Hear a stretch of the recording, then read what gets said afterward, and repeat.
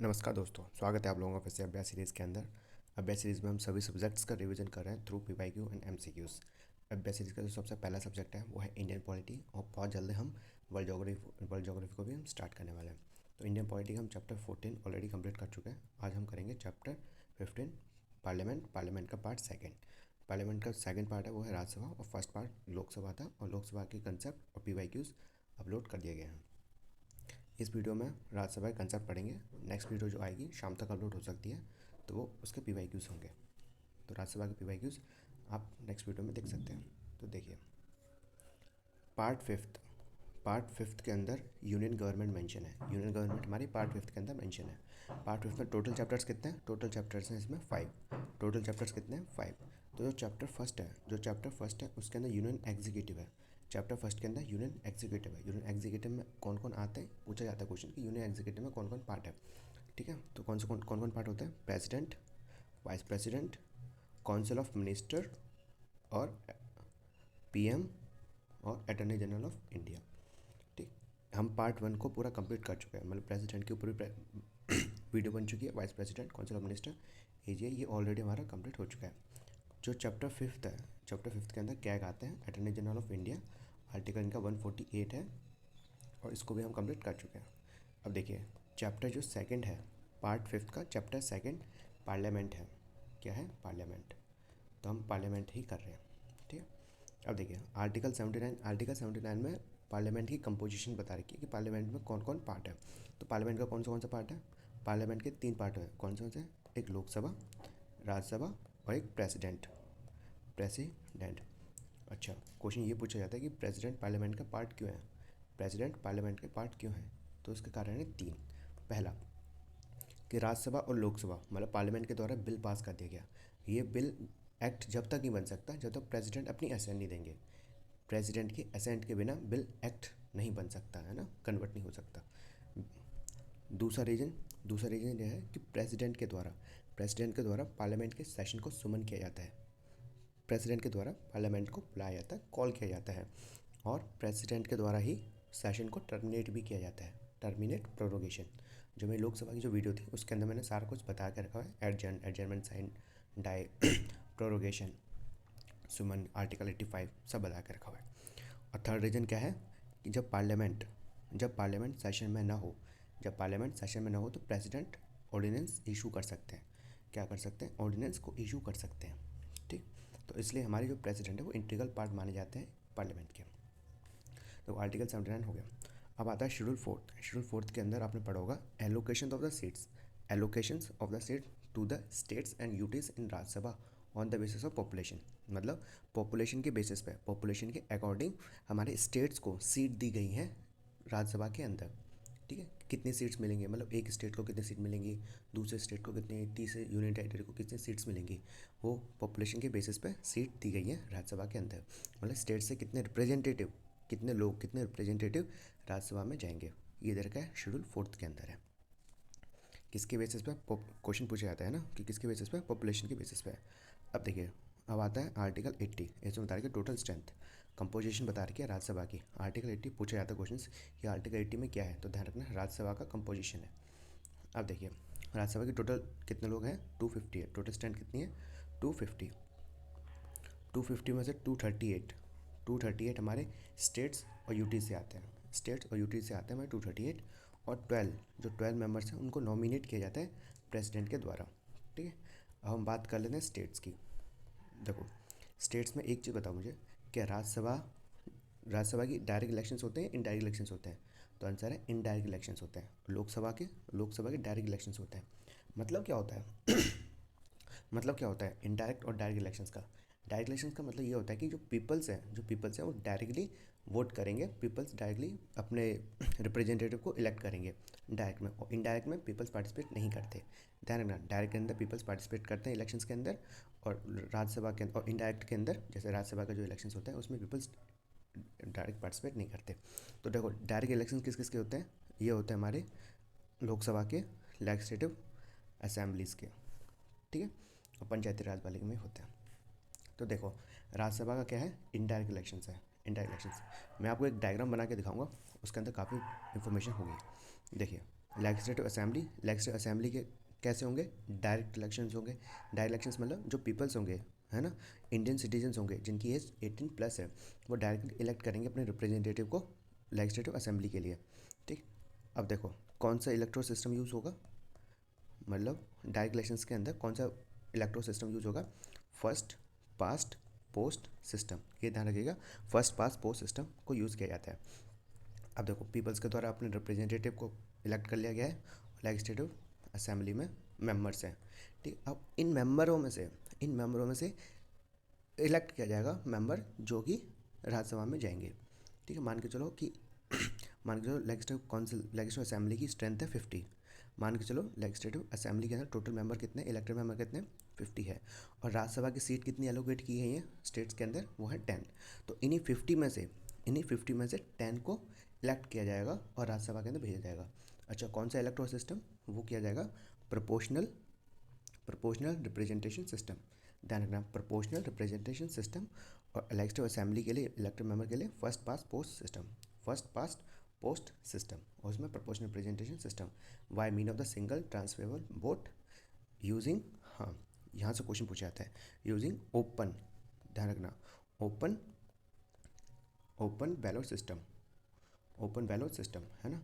अब देखो जो दूसरे प्रोपोर्शनल रिप्रेजेंटेशन सिस्टम को यूज़ किया जाता है, जो इलेक्शन सिस्टम है प्रोपोर्शनल रिप्रेजेंटेशन सिस्टम, जैसे कि प्रेसिडेंट के लिए, वाइस प्रेसिडेंट के लिए, वहाँ पर सेक्रेट बैलेट सिस्टम यूज़ किया जाता है। कौन सा, सेक्रेट बैलेट सिस्टम। लेकिन 2003 के बाद इस चीज़ को चेंज कर दिया गया, 2003 में चेंज कर दिया गया कि अब ओपन जो राज्यसभा के जो इलेक्शंस होंगे वो सेक्रेट बैलेट सिस्टम से नहीं होंगे बल्कि ओपन बैलेट सिस्टम से होंगे। तो करंटली क्या है, ओपन बैलेट सिस्टम। ठीक है, 2003 के बाद। तो देखिए अब यूटी से स्टेट्स का बता दिया, स्टेट्स का ध्यान रखना, elected member of legislative assembly, इन्हीं में से राज्यसभा के लिए जाएंगे। कौन से electro system, proportional representation system, और लेजिस्लेटिव असेंबली के लिए फर्स्ट पास्ट पोस्ट सिस्टम। ठीक, अब यूटीज़ का देखो, यूटीज़ का है, कितनी यूटीज़ हैं, यूटीज़ हैं टोटल 8। उसमें से दिल्ली, पुडुचेरी और जम्मू एंड कश्मीर, दिल्ली, पुडु एंड जम्मू कश्मीर से ही हमारे रिप्रेजेंटेटिव जाएंगे किसमें, राज्यसभा के अंदर। ठीक है, और कौन सा इलेक्ट्रो सिस्टम यूज़ होगा, वही फर्स्ट पास्ट पोस्ट सिस्टम।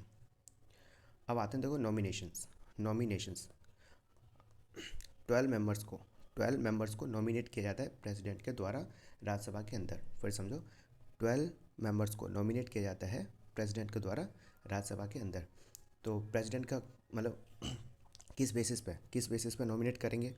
ठीक है, तो क्या बेसिस है, क्या ग्राउंड है, तो उनको किस बेसिस पे करेंगे, क्या ग्राउंड होगा उनका, उनके पास स्पेशल नॉलेज होगी यहाँ पे प्रैक्टिकल एक्सपीरियंस होगा। दो ग्राउंड है, दो बेसिस पे स्पेशल नॉलेज होनी चाहिए, यहाँ पे प्रैक्टिकल नॉलेज होनी चाहिए। लेकिन किसकी है ना, तो वो है हमारा लास, LASS। देखो लास को समझने से पहले तो मैं एक और चीज़ समझाता हूँ। लेजिस्लेटिव काउंसिल लेजिस्लेटिव काउंसिल्स में 1/6 मेंबर्स को नॉमिनेट किया जाता है हमारे गवर्नर के द्वारा। किस बेसिस पे, वही प्रैक्टिकल नॉलेज और स्पेशल नॉलेज किस फील्ड से, मतलब उनके पास किस फील्ड की स्पेशल नॉलेज होनी चाहिए, उसको किस फील्ड की प्रैक्टिकल एक्सपीरियंस होना चाहिए, तो वो है क्लास, CLASS। ठीक है, तो ध्यान रखिएगा, यहाँ पर लास है और यहाँ पर क्लास है, तो आप इन दोनों को रिलेट करके पढ़ लीजिएगा। ठीक है, राज्यसभा में C नहीं है और लेजिस्लेटिव काउंसिल्स में C है। अब देखिए L for literature, A for arts, ठीक है, S for social service, S for science, literature, arts, science and social services. ठीक है, ये सेम यहाँ पर है, लास्ट के अंदर C आ जाता है, बस C आता है कोऑपरेटिव मूवमेंट्स। ठीक है, C for cooperative movements, L for literature, A for arts, S for social service और S फॉर साइंस, क्लास और लास्ट। ठीक, क्वेश्चन पूछा जाता है यहाँ से। अच्छा, एक और चीज़ बताइए मुझे कि जो राज्यसभा के अंदर नॉमिनेशंस किए जाते हैं 12 मेंबर्स के, किसके द्वारा, प्रेसिडेंट के द्वारा, ये वाला प्रोविज़न है वो कौन से कंट्री के कॉन्स्टिट्यूशन से अडॉप्ट किया गया है, तो इसका आंसर आयरिश। क्या है, आयरिश कॉन्स्टिट्यूशन मतलब आयरलैंड कंट्री से हमने nomination of member in the Rajya Sabha को अडॉप्ट किया, ये वाला प्रोविजंस। अच्छा, आयरिश से हमने 3 चीज़ ले रखी हैं, आयरिस से हमने 3 चीज़ ले रखी हैं। कौन सी बता सकते हो? वैसे मैं बता चुका हूँ, जो मैं सोर्स ऑफ कॉन्स्टिट्यूशन था उसके अंदर मैं ये सब कवर किया हुआ है, लेकिन फिर से बता रहा हूँ आपको। एक है डीपीएसपी, दूसरा nominations of a member, Rajya Sabha के अंदर जो मेंबर्स को नॉमिनेट किया जाएगा, ये वाला प्रोविजन हमने कहाँ से ले रखा है? आयरिस से ले रखा है। तीसरा, method of the election of president, president को किस तरीके से, प्रेसिडेंट का क्या मेथड होगा इलेक्ट करने का, ठीक है, वो भी हमने आयरिस कॉन्स्टिट्यूशन से ले रखा है। तो ध्यान रखेंगे, आयरिस कॉन्स्टिट्यूशन हमने 3 चीज़ ले रखी है, DPSP, nomination of the member to the Rajya Sabha, and third method of election of president, method of election of president, कि प्रेसिडेंट को किस मेथड से इलेक्ट किया जाएगा। कहाँ से ले रखा है? आयरिस कॉन्स्टिट्यूशन से। ये क्वेश्चन पूछा जाता है ना। टोटल स्ट्रेंथ होगी यूटी होगी, ठीक है। Rajya Sabha is a permanent house, Rajya Sabha is a permanent house, इसका मतलब क्या है? इसका मतलब यह है कि राज्यसभा को डिसॉल्व नहीं किया जा सकता, राज्यसभा को डिसॉल्व नहीं किया जा सकता। क्या लोकसभा को किया जा सकता है? तो आंसर है यस, लोकसभा को डिसॉल्व किया जा सकता है। कौन करेगा? करते हैं हमारे प्रेसिडेंट, अपने मन से नहीं।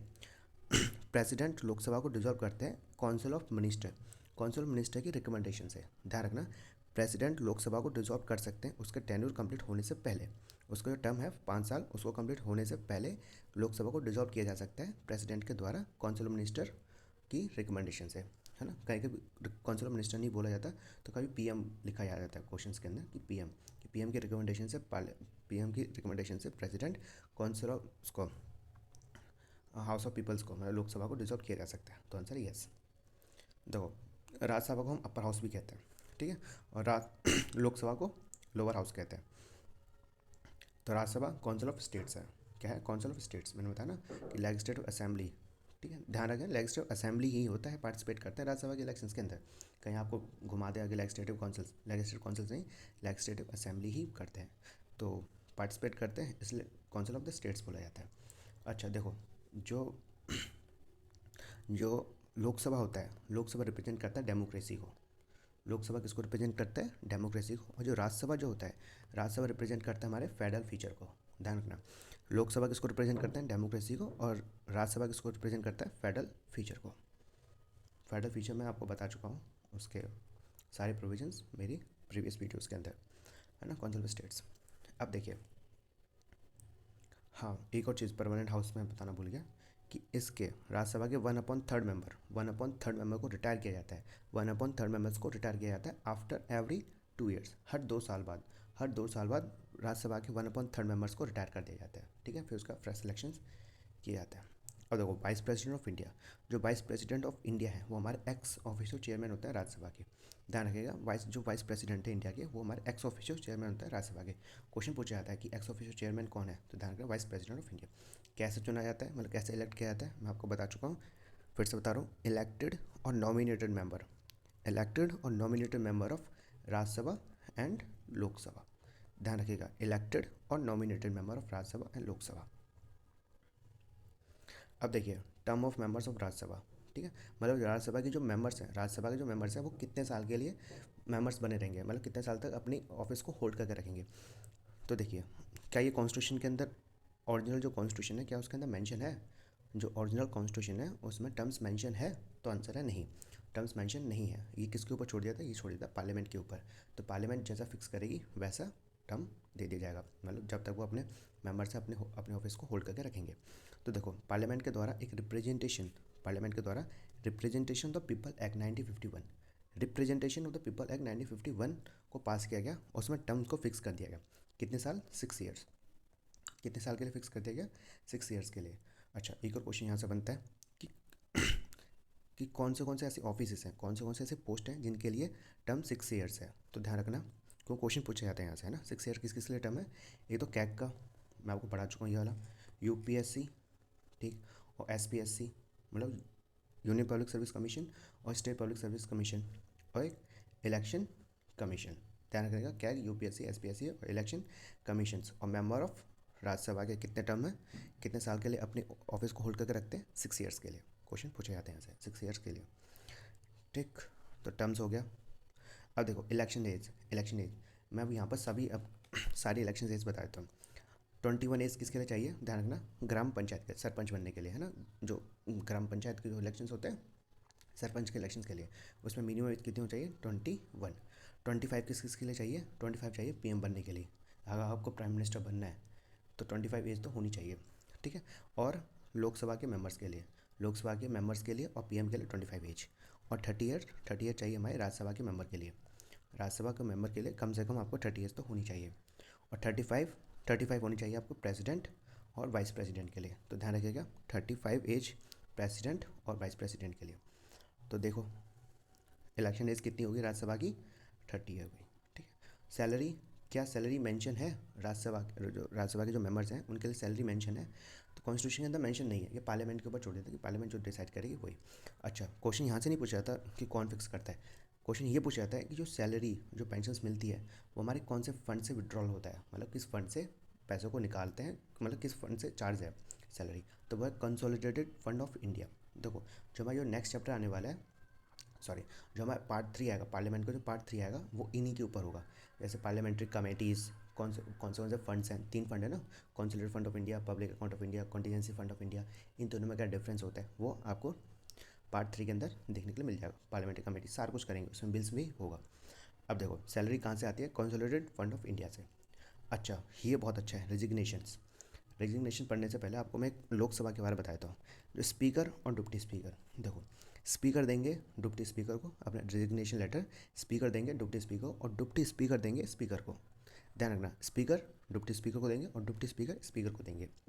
अब देखो यहाँ पर हमारे चेयरमैन और यहाँ पर हमारे डिप्टी चेयरमैन। डिप्टी चेयरमैन देंगे चेयरमैन को। क्या चेयरमैन डिप्टी चेयरमैन को अपने रेजिग्नेशन लेटर देंगे? तो आंसर है नहीं। ध्यान रखना, डिप्टी चेयरमैन तो चेयरमैन को देंगे, ठीक है, लेकिन जो चेयरमैन होंगे, ठीक है, वो हमारे किसको देंगे, वाइस प्रेसिडेंट, सॉरी प्रेसिडेंट को। ऐसा क्यों? क्योंकि जो चेयरमैन है वही तो हमारे वाइस प्रेसिडेंट है, ठीक है। चेयरमैन बनने से पहले वो वाइस प्रेसिडेंट है, समझ में आ रहा है? तो इसलिए जो चेयरमैन होंगे, ठीक है, राज्यसभा के जो चेयरमैन होंगे अपने रेजिग्नेशन लेटर किसको देंगे, प्रेसिडेंट को, लेकिन डिप्टी चेयरमैन किसको देंगे, चेयरमैन को, ठीक है। ये चीज़ याद रखिएगा, ये पूछा जाता है, थोड़ा सा ट्रिक है ना इसमें, हल्का सा वो है घुमाव है इसलिए, ठीक है। अब देखिए रेजिग्नेशन लेटर भी हो गया। अब आती है हमारी स्पेशल पावर, आर्टिकल 67, 249 और 312। क्वेश्चन पूछे जाते हैं यहाँ से। आर्टिकल 67 में है क्या? आर्टिकल 67 में है removal procedure of vice president, कि वाइस प्रेसिडेंट को कैसे निकाला जाएगा, ये हमारे आर्टिकल 67 में मेंशन है। कैसे निकाला जाता है? देखो जो वाइस प्रेसिडेंट का रिमूवल रिसोल्यूशन है वो सबसे पहले राज्यसभा के अंदर पास होगा। ध्यान रखना, सबसे पहले कहाँ पास होगा, only in Rajya Sabha. Vice president का जो रिमूवल रिसोल्यूशन है वो हमारे राज्यसभा के अंदर पास होगा। ये कौन सी मेजोरिटी से पास होगा, इफेक्टिव मेजोरिटी से।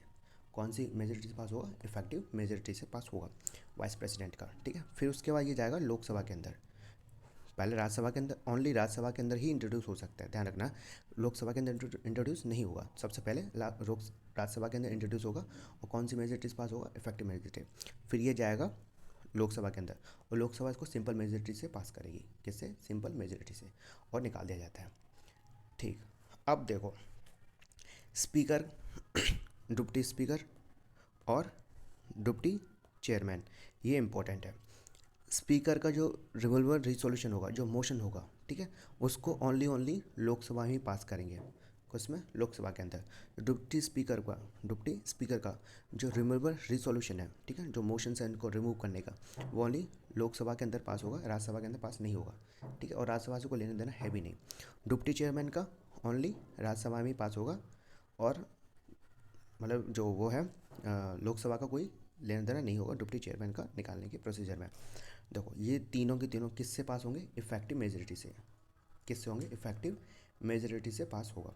ध्यान रखें, स्पीकर का जो रिमूवल रिसोल्यूशन ओनली पास होगा लोकसभा के अंदर, डिप्टी स्पीकर का ओनली लोकसभा के अंदर, डिप्टी चेयरमैन का ओनली राज्यसभा के अंदर, और ये तीनों के तीनों इफेक्टिव मेजोरिटी से। देखो अब यहाँ पर क्या पता चलता है कि चेयरमैन का जो रिमूवल प्रोसीजर है वो अलग है as compare to deputy chairman, ठीक है। चीज़ एक और चीज़, क्या जब रिमूवल प्रोसीजर चल रहा होगा, रिमूवल रिसोल्यूशन चल रहा होगा, क्या स्पीकर, डिप्टी चेयरमैन वोट कर सकते हैं? ठीक, फिर समझो मोशन चल रहा है, ठीक है, और वोटिंग हो रही है, तो क्या स्पीकर, डिप्टी चेयरमैन अपने रिमूवल प्रोसीजर के अंदर, मोशन के अंदर वोट कर सकते हैं? तो आंसर है हाँ, स्पीकर, डिप्टी चेयरमैन को रिमूवल प्रोसीजर के अंदर वोट करने का अधिकार है, ठीक है, लेकिन किस में, फर्स्ट इंस्टेंस में पहली बार ही करना पड़ेगा। केस ऑफ टाई हो गया तब नहीं कर पाएंगे। ठीक है, जब वोट इक्वल इक्वल डिवाइड हो गए कि नहीं इनको निकालना चाहिए या नहीं निकालना चाहिए, अगर ऐसा केस ऑफ टाई हो जाता है जब उनको अधिकार नहीं है, फर्स्ट इंस्टेंस में उनको स्पीकर को, डिप्टी स्पीकर को, डिप्टी चेयरमैन को वोट करना पड़ेगा। क्या चेयरमैन क्या चेयरमैन अपने रिमूवल प्रोसीजर के अंदर वोट कर सकते हैं? तो आंसर है नहीं। बस ये चीज़ थी। ठीक है, स्पीकर, डिप्टी चेयरमैन कर सकते हैं, लेकिन चेयरमैन अपने रिमूवल प्रोसीजर के अंदर वोट नहीं कर सकते, और इनका थोड़ा रिमूवल प्रोसीजर भी अलग है। आर्टिकल 67 हो गया। ठीक, अब आता है 249। आर्टिकल 249 देखो, राज्यसभा राज्यसभा एक रिसोल्यूशन पास करेगी, not less than 2/3 of the member present and voting. Rajya Sabha के द्वारा एक रिसोल्यूशन पास किया जाएगा, 2/3 of member vote present, 2/3 of the member present and vote. ठीक है, इसके द्वारा रिसोल्यूशन पास कर दिया जाएगा, और पार्लियामेंट को, ध्यान रखना, पार्लियामेंट को ऑथराइज कर दिया जाएगा, पार्लियामेंट को पावर दे दी जाएगी कि आप कोई भी किसी भी सब्जेक्ट्स में भी, किसी भी सब्जेक्ट्स के जो जो स्टेट लिस्ट की किसी भी सब्जेक्ट्स पे आप कानून बना सकते हो, लॉ बना सकते हो। ध्यान रखो, फिर से समझाता हूँ आपको। राज्यसभा के द्वारा एक रिसोल्यूशन पास कर दिया जाएगा और पार्लियामेंट को ऑथराइज कर दिया जाएगा, पार्लियामेंट को पावर दे दी जाएगी कि आप किसी भी मतलब स्टेट लिस्ट के किसी भी सब्जेक्ट्स पे आप कानून बना सकते हैं, लॉ बना सकते हैं। ठीक है, रिसोल्यूशन पूछे यहाँ से आता है, रिसोल्यूशन किससे पास होगा? Bye 2/3 member of present and voting, 2/3 of the member present and voting. Rajya Sabha के द्वारा रिजोल्यूशन पास होगा, किसके हित में? नेशनल इंटरेस्ट, ध्यान रखना, नेशनल इंटरेस्ट में। अच्छा देखो, राज्यसभा के रिजोल्यूशन पास किया, पार्लियामेंट को पावर दे दी कि आप स्टेट लिस्ट के किसी भी सब्जेक्ट पे आप कानून बना सकते हैं, लॉ बना सकते हैं। कितने टाइम तक वो वैलिड रहेगा? तो ध्यान रखना, 1 साल के लिए। कितने साल के लिए? 1 साल के लिए ही वैलिड रहेगा। राज्यसभा के द्वारा रिजोल्यूशन पास किया गया, पार्लियामेंट कानून बना सकती है, लॉ बना सकती है स्टेट लिस्ट के किसी भी सब्जेक्ट पे। वो कब तक वैलिड रहेगा? 1 साल तक। ठीक है, क्या 1 साल के बाद उसको एक्सटेंड किया जा सकता है? तो आंसर है यस। कब तक? 6 मंथ तक। कब तक? 6 मंथ तक। ठीक है, लेकिन फिर से राज्यसभा का मंजूरी लेनी जरूरी है, राज्यसभा के द्वारा रिजोल्यूशन पास किया जाएगा। ध्यान रखना, 249 के अंदर जो भी लॉ बनाए जाएंगे वो 1 साल तक ही वैलिड रहते हैं। ठीक है, एक्सटेंड किया जा सकता है, तो आंसर यस। कितने कितने दिनों तक, कितने टाइम पीरियड तक? तो 6 मंथ तक। आर्टिकल 312। ठीक है, राज्यसभा, ये स्पेशल पावर है राज्यसभा की। राज्यसभा पार्लियामेंट को ऑथराइज करती है कि आप ऑल इंडिया सर्विस को क्रिएट कर सकते हैं। ठीक है, फिर से समझो, राज्यसभा ऑथराइज करती है पार्लियामेंट को कि आप ऑल इंडिया सर्विस को आप क्रिएट कर सकते हो, सेटअप कर सकते हो, बना सकते हो। ठीक है, तो 312 ऑल इंडिया सर्विस, 249 पार्लियामेंट को पावर कि स्टेट लिस्ट के किसी भी सब्जेक्ट पर कानून बना सकते हैं, और 67 वाइस प्रेसिडेंट को रिमूवल प्रोसीजर। ये तीनों स्पेशल पावर है। ठीक, ये क्वेश्चन पूछे जाते हैं यहाँ से। अब देखिए, maximum of the seats in the Rajya Sabha, maximum of the seats in the Rajya Sabha. अगर आपने लोकसभा की वो पढ़ी, वो देखी होगी मेरी वीडियो, तो उसके अंदर भी मैंने एक ट्रिक बताई थी कि किस तरीके से याद करना है। ठीक है, ऐसे यहाँ पर है कि किस स्टेट को सबसे ज़्यादा सीट्स मिली गई हैं राज्यसभा के अंदर, ऐसी मैंने वहाँ पर बताया था, ट्रिक बताई थी। लोकसभा के अंदर सबसे ज़्यादा स्टेट्स को, मतलब किस स्टेट को सबसे ज़्यादा सीट दी गई है हमारे लोकसभा के अंदर, ये मैंने इसकी भी ट्रिक बताई थी, और राज्यसभा की मैं ट्रिक बता रहा हूँ। वो क्या है? यूपी में थी वर्ल्ड बैंक कैसे मानूँ? यूपी में थी वर्ल्ड बैंक कैसे मानूँ? तो यू मतलब UP, M for Maharashtra, T for Tamil Nadu, W मतलब वेस्ट बंगाल, बी मतलब बिहार, के मतलब कर्नाटका, एम फॉर एमपी। ठीक है, यूपी, महाराष्ट्र, तमिलनाडु, वेस्ट बंगाल, बिहार, कर्नाटका और एमपी। यूपी में थी वर्ल्ड बैंक कैसे मानूँ, ये ट्रिक है, याद कर लेना, और यहाँ से क्वेश्चन पूछे जाते हैं। तो ये था कंसेप्ट का पूरा क्लियर। आशा करते हैं वीडियो पसंद आई होगी। अगर राज्यसभा के आपको PYQs करने हैं तो जो नेक्स्ट वीडियो डलेगी शाम तक डल सकती है, तो आप उसको एक बार ज़रूर देख लीजिएगा। ओके, तो जी नमस्कार।